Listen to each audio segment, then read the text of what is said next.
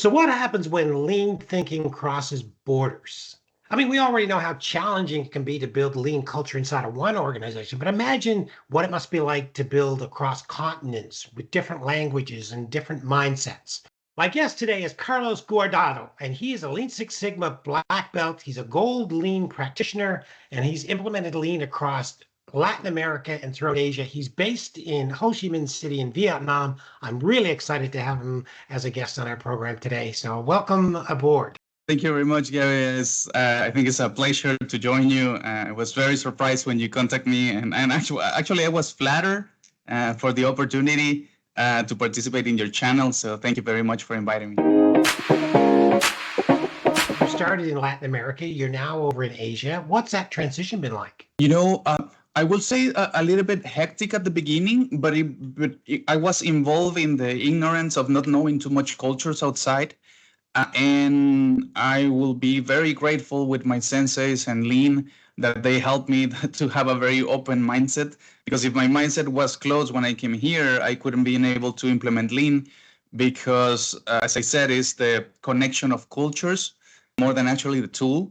So you have different ways on how you connect the cultures, and I will give you a very fast and quick example.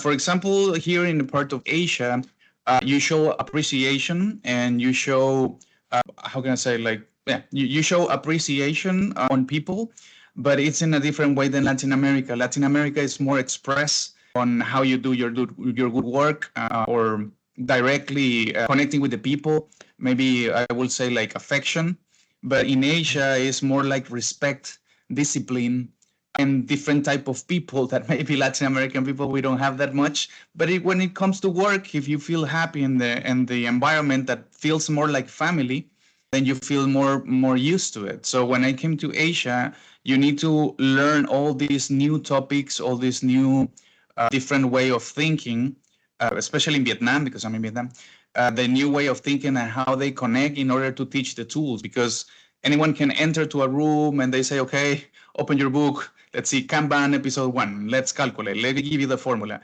But it actually is not being embraced in their brains, and they are not actually understanding the tool. They are just repeating in order to do it, not to truly understand it.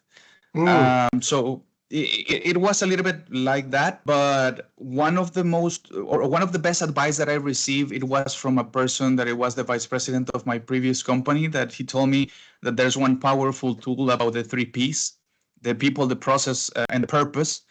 And he told me like, Carlos, you don't understand how important is the purpose. At that moment, I was like, maybe not. I mean, we have people and we have process, we can proceed. But when people truly understand the purpose of what they are going to do, then you can basically forget about your involvement with them, because they will do by themselves. So I think that's the biggest takeout that I have from understanding the 3 Ps of Latin America to understand the 3 Ps of Vietnam. Because when you come here in Asia and you bring the culture of Lean Six Sigma, the one that you have learned, I'm not going to say that is the only one. Many people have different ways of learning, but when you learn the true Lean Six Sigma meaning, that is a way of life, that is a philosophy, and then you bring that idea here, first you want to start as the normal formula.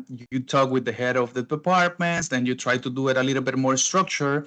But when you see that the structure, even though it is giving you tools and execution, is not giving you the actual mindset or the learning to see that you want to teach the people, then you need to change or shift a little bit the technique that you have.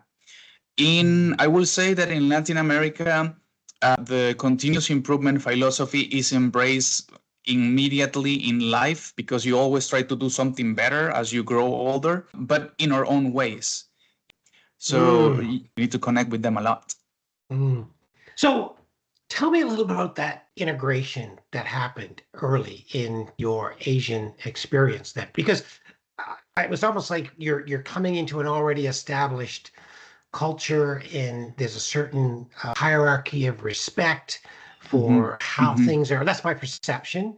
Yes. Maybe it's wrong, but if that's there and you're coming into that, how did you integrate with that? Because I think leaders who are working with organizations globally and maybe go overseas to visit a site that's one of their, Yes. one of their offsite locations.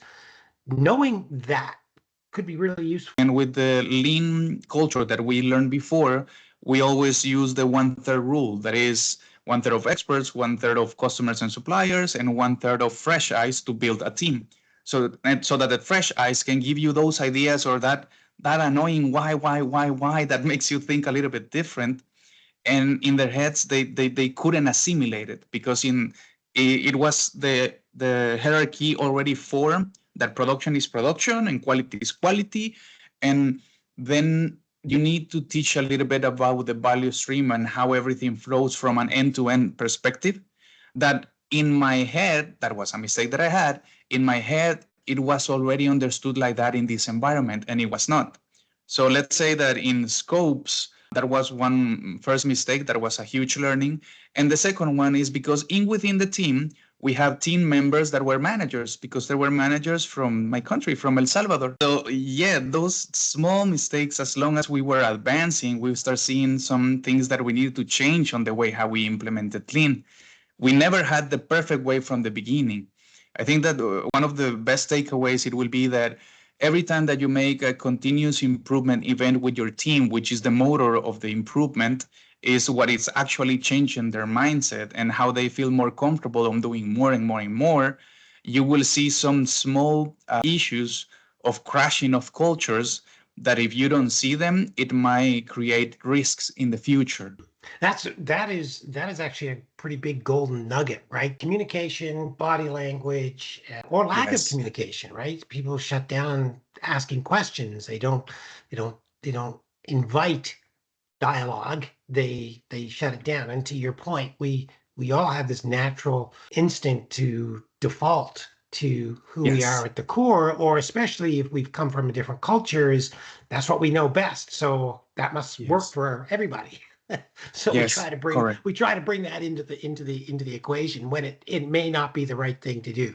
So obviously self-awareness. A lot of my guests talk about that need for the leader to be self-aware of their own behavior and influence on their teams. Would you agree in your setting that's the case? If you're getting value out of this video, make sure you hit the like button, make sure you hit subscribe, and please leave me a comment because I'm always anxious to hear from them and I will answer every comment. You will have a lot of people that is trained. You will have a lot of results in quality. You will have decrease on lead time of 50%. Even you can see cost of 30 to 40%.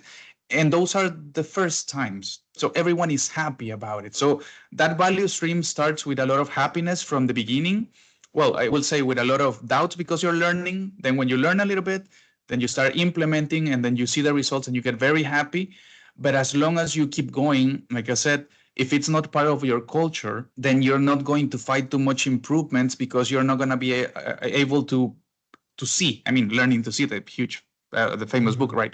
So you're not going to be allowed to see what else to do. And you're going to enter a state of frustration that it will tell you that maybe lean is not the way. But after you start digging deeper and wider, or you make different analysis, or you invite more people that has a different mindset than you to help you to find more things, then you will say, no, I was mistaken. Lean is the way. And then you will continue on that path. Very, very interesting analogy. I like the way that you think about that. Let's talk about that cultural difference and misunderstanding and how that potentially changes the outcome of projects. When you have that cultural, I'm going to use the term cultural clash, whatever that may be. And specifically, I think, I've seen you talking about your experience with the hospital and how that cultural clash came to be. But when they understand that what you're doing is going to optimize the way on how they are saving lives, they are able to understand and they pay attention. But at the beginning, like I said, if you don't find that tweak of the purpose or that 3P, they have the process, they are experts in the process, they manage people and they are people and they cure people. And then you find the main P with the purpose that you explain to them that it will be easier, faster, they can say more people, detect easier, make them more happy or customer satisfaction, they get it.